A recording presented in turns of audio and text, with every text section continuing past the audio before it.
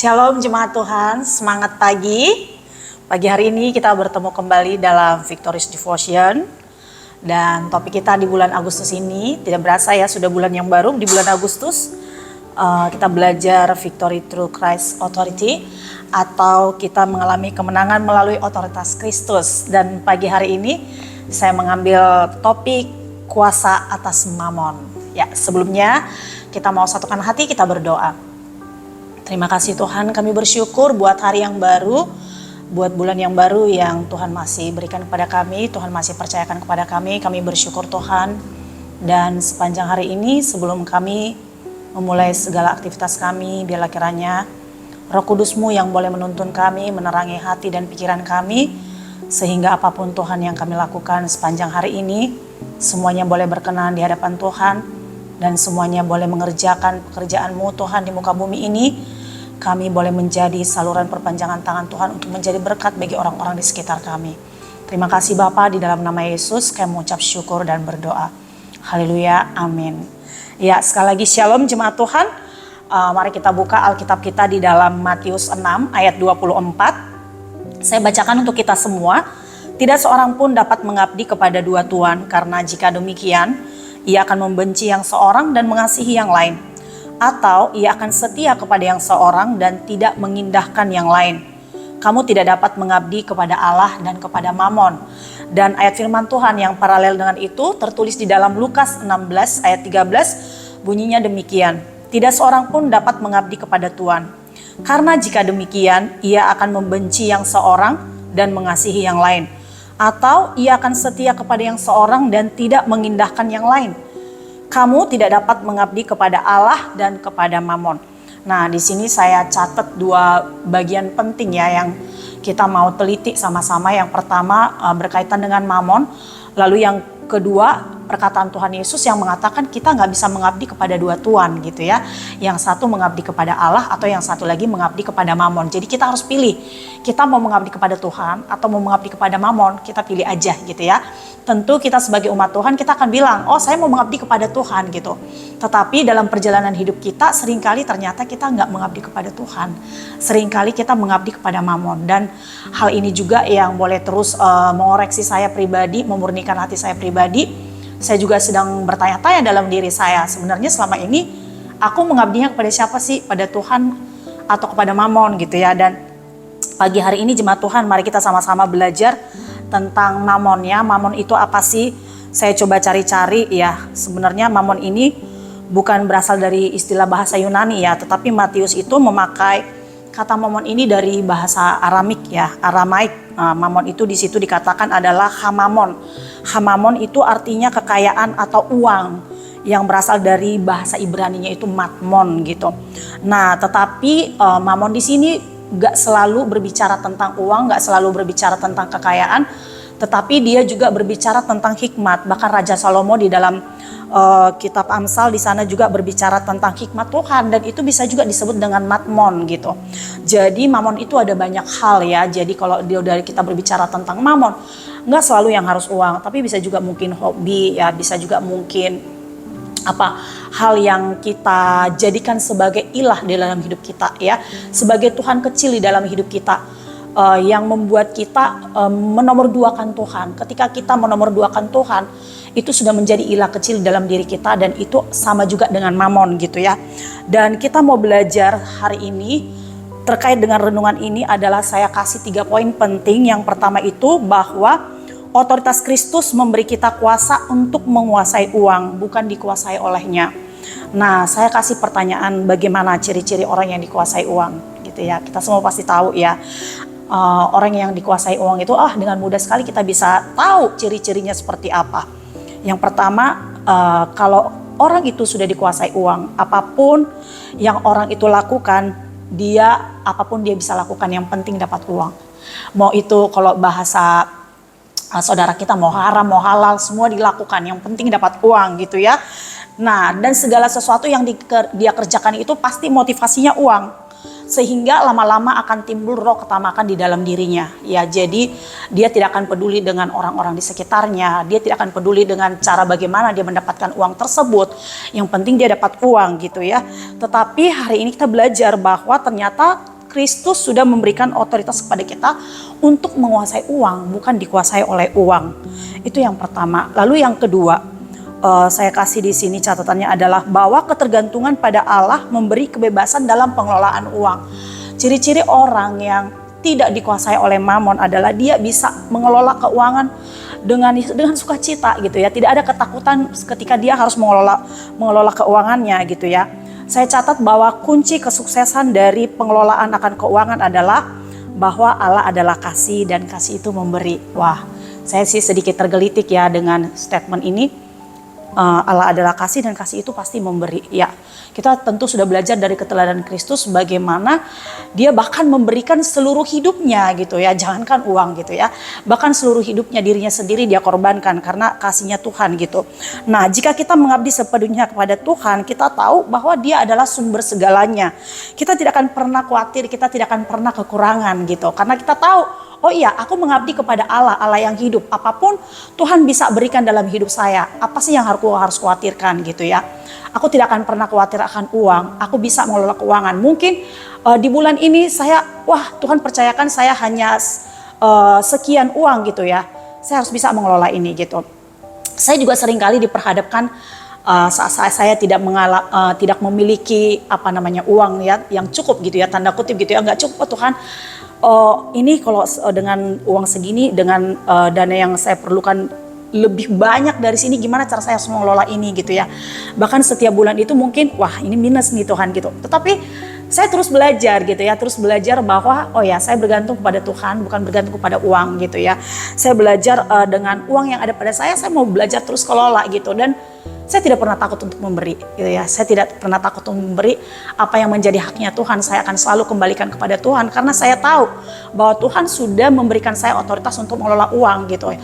Jadi mau sedikit banyak berkat yang saya terima hari ini, bulan ini gitu ya, saya belajar bersyukur dan saya belajar memanage dengan baik gitu ya. Apa yang saya harus serahkan untuk Tuhan, apa yang saya harus gunakan untuk kebutuhan, apa yang harus saya serahkan untuk memberkati orang lain, semuanya saya belajar untuk melakukan itu Bapak Ibu. Itu artinya bahwa ketergantungan pada Tuhan itu memberikan kebebasan di dalam pengelolaan keuangan kita. Kita tidak akan pernah merasa khawatir, aduh Tuhan gak cukup. Kalau bicara gak cukup, semuanya selalu gak cukup gitu ya. Kalau mau dihitung gak cukup gitu, tapi setiap hari saya merasakan mujizatnya Tuhan. Wah luar biasa ya gitu.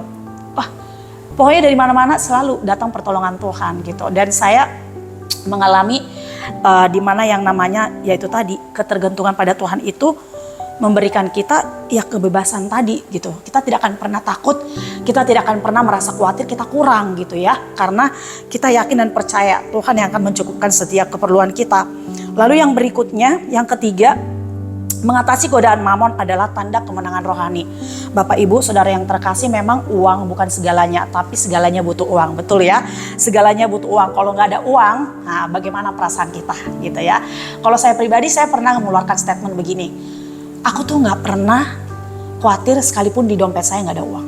Beberapa kali saya selalu statement begitu. Saya nggak pernah khawatir sekalipun saya nggak ada uang. Mungkin orang-orang di sekitar saya, bahkan lucunya lagi hari-hari terakhir ini, banyak teman-teman saya gitu ya, bahkan teman-teman dulu masa SMA, pokoknya orang-orang yang udah lama tidak berhubungan dengan saya, mereka itu tiba-tiba kontak saya gitu ya, dan yang mereka lakukan apa? Lus, bisa nggak saya pinjam uang gitu?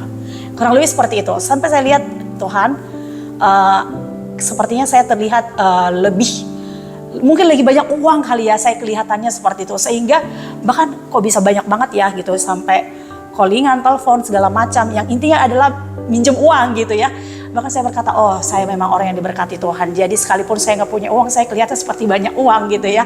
Bahkan seperti statement yang tadi saya bilang, saya nggak pernah khawatir walaupun di dompet saya nggak ada uang. Tapi memang itulah yang saya alami Bapak Ibu. Jadi artinya apa? Saya tidak pernah mau mempertuhankan uang ya. Kalau nggak ada uang ya, Ya biasa aja, emang kenapa sih kalau nggak ada uang gitu ya? Apakah dengan nggak ada uang kita langsung mati? Emang sih segala sesuatu butuh uang, tetapi ingat bahwa kita punya Allah dan kita melayani Allah yang hidup, Allah yang punya segalanya, sumber dari segalanya. Kalau kita mau terus pakai akal kita, logika kita, nggak akan nyampe Bapak Ibu. Kalau mau dipikir siapa sih seorang Lucy yang hanya seorang guru, ya kan? Guru lagi guru SD, pahlawan tanpa tanda jasa gitu kan? Ya Bapak Ibu bisa ukurlah seberapa banyak gitu ya. Mungkin uang yang saya dapatkan gitu ya. Begitu juga dengan suami saya berapa banyak sih gitu ya. Karena saya nggak cukup, mustahil gitu. Tetapi itu pemeliharaan Tuhan itu ya Bapak Ibu. Dan saya terus belajar bagaimana saya mengatasi yang namanya godaan mamon tadi. Kalau mau dibilang ada cukup banyak tawaran ya. Khususnya mungkin tawaran pelayanan gitu ya. Ayo Lucy melayani di sini gitu ya. Dengan persembahan kasih tanda kutip yang lebih besar gitu ya. Nah kita sama-sama tahu semuanya kita di Victory melayani, benar-benar kita murni melayani ya. Kalau dibilang mau cari uang ya jangan di Victory gitu ya, gak ada uang di sini gitu. Nah tetapi saya terus mau belajar untuk setia Bapak Ibu. Saya terus mau belajar setia dalam hal perkara yang kecil gitu ya. Dan saya tahu perkara kecil itu apa sih? Ternyata perkara kecil itu salah satunya uang. Ketika kita setia dalam perkara uang, percayalah Bapak Ibu, maka Tuhan akan mempercayakan banyak hal dalam diri kita gitu. Bahkan ada juga satu tawaran dalam diri saya itu yang kalau saya terima itu oke banget gitu ya, oke banget. Ya saya bisa tanda kutip ya mungkin lebih sukses gitu ya. Tapi ada hal yang saya nggak bisa toleransi gitu ya. Oh enggak, kalau saya terima ini saya nanti akan seperti ini gitu Bapak Ibu. Jadi artinya adalah yuk kita belajar mengatasi godaan mamon. Bapak Ibu mungkin ada banyak di antara kita khawatirnya apa? Khawatirnya uang gitu ya, nggak ada uang gitu ya, mengeluhnya nggak ada uang. Pokoknya apa-apa tuh nggak ada uang. Kadang-kala saya cukup sedih gitu ya. Kenapa sih manusia itu selalu yang dikeluhkan itu uang gitu. Ketika kita selalu mengeluhkan hal uang dalam diri kita, saya khawatir sebenarnya kita selama ini mengabdi sama siapa sih? Sama Tuhan atau sama uang, sama mamon gitu. Makanya Bapak Ibu ketika kita terus mengeluh dengan hidup kita, terus mengeluh kekurangan, sadarkah kita sebenarnya kita sedang mengecilkan Tuhan? Sadarkah kita sebenarnya bahwa kita itu selama ini ternyata bukan mengabdi kepada Tuhan? Karena ketika kita benar-benar mengabdi kepada Tuhan, ketika kita benar-benar melayani Tuhan, kita tidak akan pernah mengkhawatirkan hal kecil seperti itu. Kita tidak akan pernah khawatir akan masa depan kita, akan besok aku makan apa Tuhan? Besok aku harus seperti apa Tuhan? Tidak, Bapak Ibu, bukan berarti saat ini saya udah memiliki segalanya, tidak. Tetapi ya saya belajar dari hari ke hari. Ya udah hidupin aja hari ke hari, enjoy aja gitu ya. Sehingga walaupun kita nggak punya uang, kita kelihatan seperti orang yang beruang. Kenapa? Bukan karena benar-benar punya uang enggak gitu, tetapi karena Kristus tinggal di dalam diri kita gitu ya.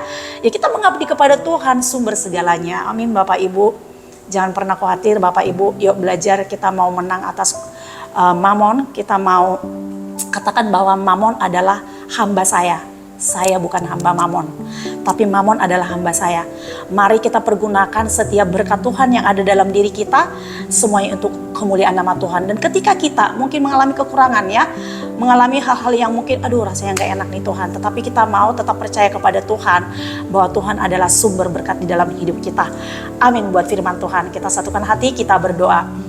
Terima kasih Tuhan buat firman-Mu pagi hari ini boleh meneguhkan kami kembali Tuhan, bahwa Tuhan sudah memberikan kuasa atas mamon di dalam diri kami. Ketika kami mengabdi kepada Tuhan, ketika kami melayani Tuhan, maka hati kami akan terpaut kepada Tuhan. Dan kami tahu Tuhan adalah sumber dari segala sumber. Kami tidak akan pernah khawatir akan kekurangan, kami tidak akan pernah khawatir akan hidup kami, karena kami tahu Tuhan yang memelihara hidup kami. Tuhan ampuni kami jika selama ini Tuhan motivasi kami seringkali salah.